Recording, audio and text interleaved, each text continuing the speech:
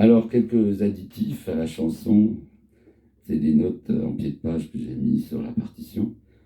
À un moment donné, je dis, celle qui ne veut pas dire son nom, et même on dit le con.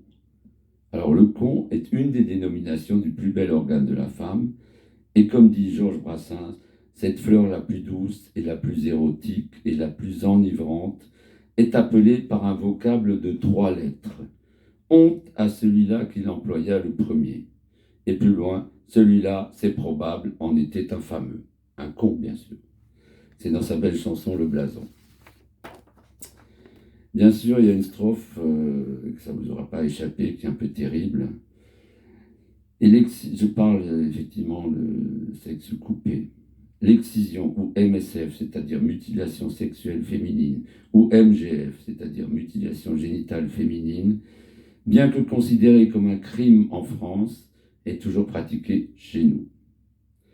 Et pour contourner le système, certaines familles font croire aux jeunes filles nubiles, donc en âge de se marier, qu'on leur paye un voyage au pays. Et sitôt arrivées, elles sont happées par les grands-mères et passent sur le billard, quand ce n'est pas fait à vif.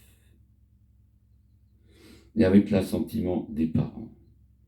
Dur d'entendre, on ne peut rien faire car c'est la tradition.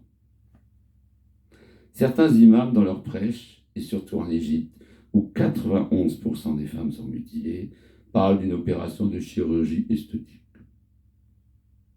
La plupart s'accordent à penser que c'est utile pour que la femme n'ait pas de pensée malsaine, voire impure, et reste tranquille. À un moment donné, j'ai dit, car si Dieu a créé cette merveille, alors je dis, que vient faire Dieu là-dedans? Et oui, on peut penser quand même que l'objet décrit dans la chanson est bien l'œuvre du Créateur, et donc il ne peut être ni vil, ni laid, ni à proscrire. Mais d'où vient d'ailleurs cette tendance de l'Église ou d'autres entités à se poser en censeur, à vouloir influencer, surtout vous, mesdames, en vous expliquant qu'il faut de la modération dans ce domaine?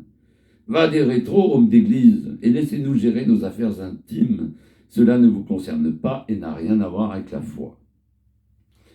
À un moment donné, je dis emporté vers la petite mort. La petite mort est l'autre désignation de l'orgasme.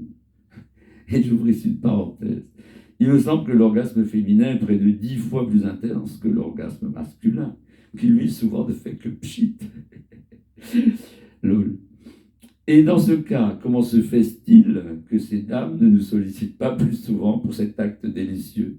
C'est une grave et vraie question. Question, isn't it? Et à un moment donné, je fais montrant tout l'Empire des Sens. Alors, l'Empire des Sens est un film de Nagisa Oshima, du Japon, sorti en 1976. C'est vieux. Hein, et coproduit par la France, par Anatole Demant. Ce film raconte l'histoire entre Kichizo, le propriétaire d'une auberge, et Sada, sa servante et ancienne geisha. Cette relation va les entraîner dans une escalade érotique sans limite, se concluant par la mort de Kichizo, sur sa demande et par strangulation, donc étranglement.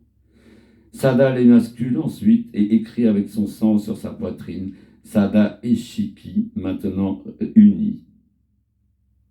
Inutile de vous dire que ce film a été accueilli avec des cris d'orfraie et interdit longtemps dans plusieurs pays, sauf en France, grâce à la coproduction.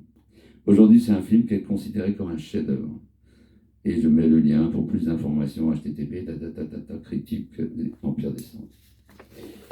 Voilà les amis, écoutez, j'espère que ça vous a plu. Ça manquait, cette chanson. Je vais l'envoyer à Pierre Perret, peut-être qu'il va dire, ah tiens, c'est marrant, merci Francis, je sais pas, on verra. En tout cas, maintenant c'est dans la boîte. Je vous embrasse, bisous.